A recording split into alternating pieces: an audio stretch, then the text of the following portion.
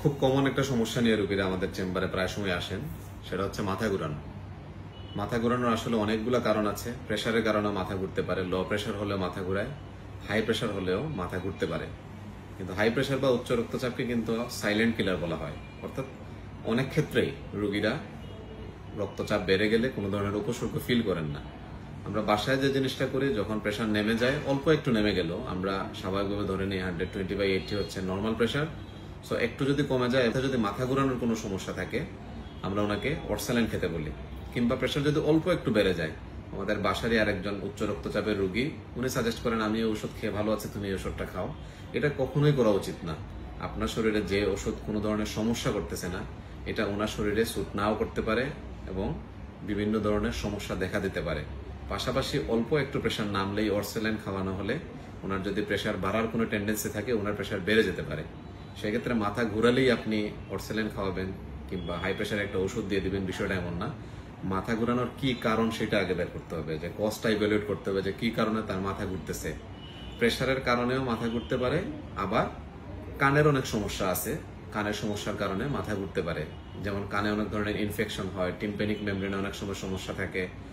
এছাড়াও বিভিন্ন ধরনের রেয়ার রোগ আছে কানের ভিতরে, এই রোগগুলোর কারণে মাথা ঘুরতে পারে। সো আপনি অবশ্যই মাথা ঘুরলে চিকিৎসকের কাছে যাবেন, উনি আপনাকে একটা জেনারেল এক্সামিনেশন করবেন, প্রয়োজন হলে ল্যাব টেস্ট দিবেন, মাথা ঘুরানোর কারণ বের করবেন, তারপরে হচ্ছে গিয়ে চিকিৎসা শুরু হবে। আরেকটা সমস্যা আছে, কানের একটা সমস্যার কারণে প্রায় সময় রোগীরা মাথা ঘুরানো ফিল করেন এবং এই মাথা ঘুরানোটা পজিশনের সাথে সম্পৃক্ত থাকে। এই সমস্যাটাকে বলা হয় বিপিপিভি, অর্থাৎ বিনাইন প্যারক্সিসমাল পজিশনাল ভার্টিগো। হয় আপনি সিজদাতে নামাজে গেলেন কিংবা বসা থেকে আপনি উঠতে গেলেন, আপনি ঘুমানোর সময় এই কোরট থেকে ওই কোরটে গেলেন, আপনার মাথা একটা স্পিন দিবে। এটা একটা কানের সমস্যার কারণে মাথা ঘুরায়, কিন্তু আমরা ভয় পেয়ে যাই, আমরা মনে করি হয়তো আমাদের ব্রেইনে কোনো সমস্যা হয়ে গেছে, আমরা খুব বেশি দৌড়াদৌড়ি শুরু করে দিই। এই ধরনের পজিশনের সাথে ভার্টিগো যদি থাকে, মাথা ঘোরানো থাকে, আপনি অবশ্যই ইএনটি কনসালটেন্টের সাথে যোগাযোগ করবেন, অর্থাৎ নাক কান গলা রোগ বিশেষজ্ঞের সাথে যোগাযোগ করবেন, জেনে নেবেন যে আপনার এই সমস্যা আছে কিনা। যদি এই সমস্যা থাকে, ডাক্তার আপনাকে প্রেসক্রাইব করবেন, আপনি ঔষধ খাবেন, এবং যদি এটা বেশি থাকে, অনেক ক্ষেত্রে আপনাকে এক্সারসাইজ করতে বলা হবে, সেটা চিকিৎসক আপনাকে বলে দিবেন। তাহলে দেখবেন এই মাথা ঘোরানোটা অনেকটাই কমে যায়। মাথা ঘুরলে ভয় পাবেন না, আবার মাথা ঘুরলে অবহেলা করবেন না। অবশ্যই আপনি ডাক্তারের কাছে যাবেন, উনি আপনাকে পরীক্ষা নিরীক্ষা করে মাথা ঘোরার কারণ বের করে তারপর চিকিৎসা শুরু করবেন। আমি যে কারণগুলো বললাম, এগুলা ছাড়াও নিউরোলজিক্যাল অনেক কারণে মাথা ঘুরতে পারে, হার্টের অনেক কারণে মাথা ঘুরতে পারে, চোখের অনেক কারণে মাথা ঘুরতে পারে।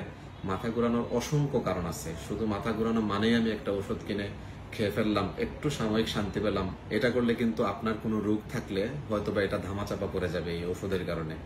আপনি মাথা ঘুরলে অবশ্যই চিকিৎসকের শরণাপন্ন হবেন, ওনার সাথে পরামর্শ করবেন, উনি আপনার এক্সামিনেশন করে, প্রয়োজন হলে সকল ধরনের পরীক্ষা নিরীক্ষা করে কারণ বের করে চিকিৎসা দিলে মাথা ঘুরানোর একটা স্থায়ী সমাধান হবে।